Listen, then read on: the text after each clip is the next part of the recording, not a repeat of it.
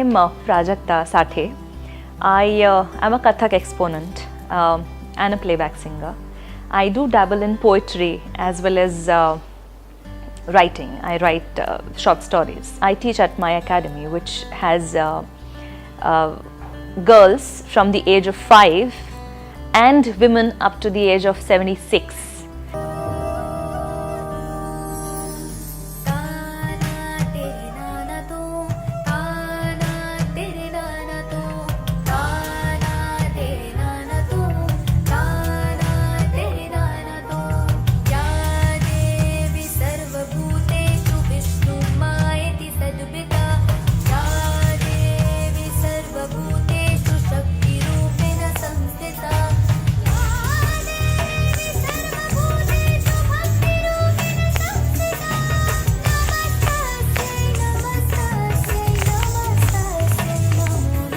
At this residency, basically, I was looking forward for this experience of spontaneity and the impromptu energy that we are having.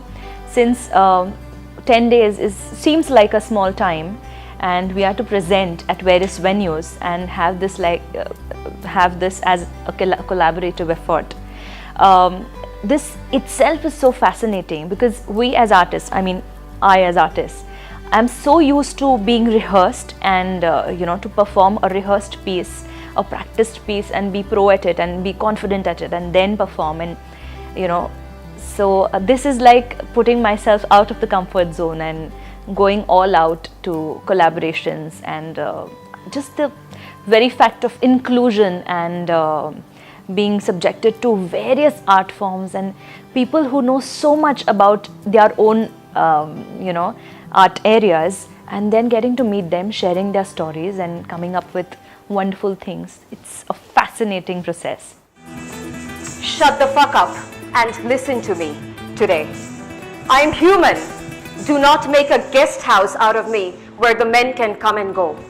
I was not born to be the doormat of your life. I was not born to be only your mother or your sister or your daughter or your wife. I was not born to gyrate when you call me Chikni Chameli. I was not born to let you jack off to my Sheila-ness and my perceived Javani.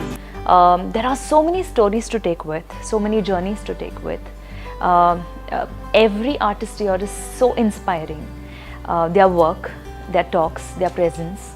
And it's not just the collaborative effort or the actual art creation that is taking place here, but we are also observing a lot. We are listening to their stories a lot.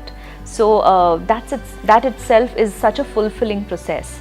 So I'm going to take all of this with me and continue being more open, more inclusive, more accepting now than I was earlier. That's what I'm going to take from this residency. This poem is not pimple free. It's printed on rough paper.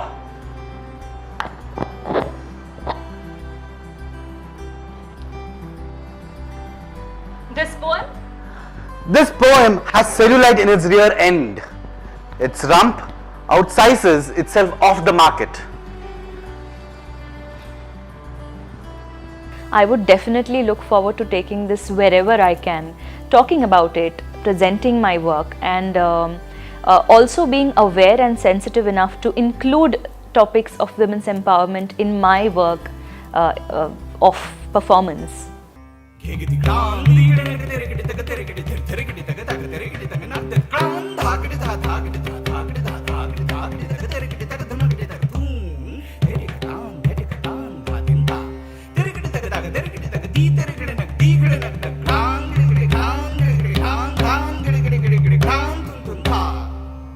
Yet it was time to get up.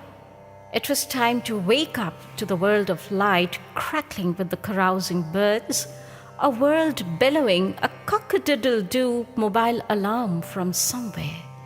It was time indeed to wake up to the clanging pots and pans, the moving trucks on the road, and the sound of the child wailing next door. Mind is an innocuous place to hold all time.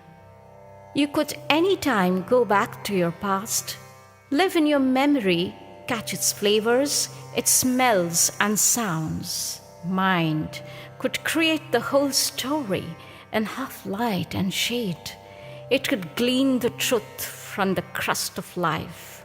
Mind could shuffle the past with the present so that you're in a continuum of truth which is never acknowledged in real life. So even when Devi rushed to her office, a part of her mind lived elsewhere in time. It has always been a double living or a multiple living of lives and selves within her.